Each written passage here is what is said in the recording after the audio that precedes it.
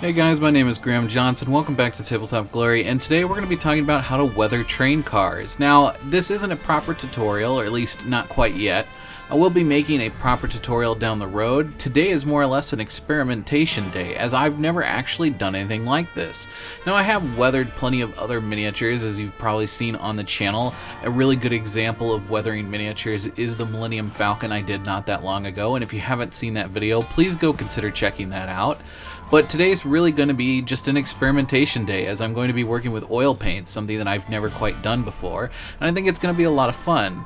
As you can see, my example here on screen turned out absolutely wonderful, and I'm really excited to see all of my train cars weathered up, as I've always wanted to have a museum-style quality layout in my own home.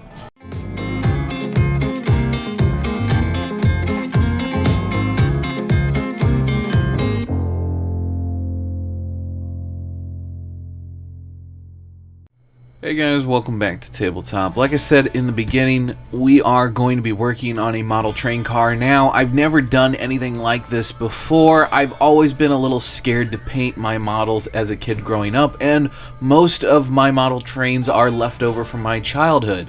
So, not wanting to mess things up or ruin them is a really big factor in why I've never painted my model train cars before. However, I feel as though I have a skill level now that is more than capable of being grown upon, as opposed to having to be stripped down and redone. A lot of times early on in my painting career, there were times where I knew that what I was painting just wasn't good. It was getting things done and I enjoyed the process, but if I ever wanted to go back in and modify the miniature and add upon it with new things I learned, I would have to strip the model down, because just the growth I was making at that rate was so fast that it just wasn't worth trying to add on to. Now, that having been said, today's miniature, we are going to be experimenting around with oil paints and doing some other weathering techniques. Now, there are some things that I went way over the top on, and mostly the ends of the car, you can tell they're a little bit too bright red. They should have been more dirt brown in my opinion, but it's fine. I think it looks good. There's a few little things that I'm not super happy with, and we'll talk about those when it happens. But one thing important to note is that unlike when I've done weathering with other miniatures like the Millennium Falcon, when I've done sponging to add dark brown little pock marks or little rust marks, I completely forgot to do that on this miniature. And despite that, I still think it looks great, and I don't think it needs those little pock marks. I think it may have almost been too much had I done that. So, depending upon the level of rust that you're wanting to go for, whether it's heavily rusted or mildly rusted, there's certain techniques that you may just want to leave out altogether, because putting everything together on the same miniature could result in just way too much happening. I believe the phrase is too much noise. There's just so much happening on the miniature that it's hard to focus on any one detail. And sometimes when it comes to big dioramas, that could be a good thing, but oftentimes, more often than not, it's a bad thing. So try to stick with the mantra of less is more, especially when weathering. Now, in any case, we're going to go ahead and strip down this car. We're going to remove as many parts as possible. Now, if I could have removed the connectors, I would have. However, when I built this miniature originally, I glued the connectors in, and so there's no good way for me to remove them without basically breaking the connector box open, and I decided I really didn't want to do that. So we're going to go ahead and paint the connectors as well. My first step that I'm wanting to do is lay down a bit of a mix of a primer layer and a first base coat. Now, what I'm trying to do is mix up a faded version of what the car is already painted, because as it sits in the sun, it's going to fade in color, and it's going to start to look a little bit more almost modeled. When we talk about modeled, a lot of times we're usually referring to undead creatures, and so we're not wanting to take it to the point where it looks like there's mold on it. We're just wanting it to look sun-baked. If you've ever looked at anything that's sat in a window for a while, you'll know what I'm talking about. It kind of just fades and loses its original color. Now, the reason why we're putting a mask on certain parts, and that purpley pink stuff on the top is a liquid mask, we've masked off the important details. Now, these are details that the railroad kind of needs to know about the car. Now, sometimes they will repaint the branding on the car. It's very rare when that happens, When I worked for a company called Rail Crew, I was working with CSX Railroad, and oftentimes, regardless of whether there was any kind of graffiti on a car or not, there would always be certain numbers or classification stickers or things like that that were being replaced or repainted. So I've masked off some things to simulate both repainting and replacement of parts. Like in the case of the walkway on the top of the car, I imagine that eventually those walkways wear out and perhaps one of them has been replaced. So I've gone ahead and masked off that walkway so that when we remove the masking tape, it looks brand new. Now it is important to go ahead and add a little bit of weathering on top of it once you remove that masking, just so that it all kind of blends together, but you don't need to go crazy like we're going to go on the rest of the car. Now, in addition to going ahead and adding a lighter layer, you may have noticed that I also added some gray to the train car, mostly focusing around the walkway and around the bottom of the car. This is to simulate a few things. Number one, it's any dirt that's getting knocked off from boots from people walking up on that catwalk. And number two, it's any kind of road dirt. Essentially what road dirt is, it's any kind of dirt that would get kicked up by the train and would cake itself to the bottom of the car. Now, depending upon the environment that your cars are going to be in, you may want to use different colored road dirts. A really good example of this would be is if you had a coal car, you may want to be using more blacks and darker grays for your road dirt because it's going to be around coal dust, as opposed to this car, which is mostly going to be used for grain or other food type products. So it's more than likely only going to be exposed to any dirt or perhaps some kind of gravel-like dust that's going to be kicked up from the train tracks themselves, which is why I'm going with more of a gray tone and keeping the colors nice and bright. Now here you can see me taking a nice red-brown. I'm using this to lay down the foundation for my rust on my chucks. The chucks are the part that hold the wheels, or the wheel assembly, essentially. For model railroading purposes, it is the wheels. And we're also going to be using this same red-brown to go ahead and base the connectors. This is going to give a good foundation for rust without us having to use lots of pigments, which are inevitably going to rub off on pieces that move a lot. This is also going to help to leave things in the recesses so that even as some paint gets rubbed off from playing around with the car a bit, it's all going to work out just fine in the end. And in addition to that, I'm just going ahead and laying down some of that red-brown all over the car in places where I know I'm going to heavily rust everything during the weathering process, just to make my job a little bit easier. Now I'm going to be reinforcing some of that rust by using a bit of an orange color. Now you could choose other colors like a sepia, which is more of a yellow tone, but I wanted to give this rust more of a new feeling. When rust is relatively new and fresh, it's pretty bright orange, and as it ages and dies, because it is a living organism, it turns a darker and darker color. So depending upon how much moisture is in your environment could entirely depend upon how bright the color of rust is or the severity of the rust. So I'm just going to head back into some of these places where I've added a lot of that brown, and I'm just spraying in a little bit of orange to make it feel a bit more alive. Here you can get a pretty solid representation of what I'm kind of going for with this mixture of the red, brown, and the orange on top to create that rust effect. And we're going to do this to all the wheels. We're also going to end up painting the edges of the wheels silver, but I'll show that at the end because it's one of the final steps before we put the whole thing back together again. So now we're starting to move into the realm of things that are new for this channel anyway. Now I have experience with oil painting. I have very mild classical training from when I was in art school in college, and I know that with oil paints they have about a 24-hour curing process when you put them on about as thin as what we're doing with our rail car. Now, this basically means that I can go back in with thinner and manipulate paint that is on the miniature.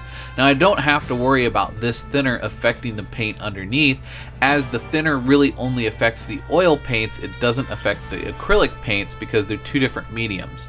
Now, if you're a little bit concerned and you just want to protect your work, you can totally put down some Tester's dull coat or Tester's gloss coat and then put your oil paints on top of that. That's exactly what I did, just to be on the safe side and to make sure everything was locked down and dry before I went ahead and added my oil paints.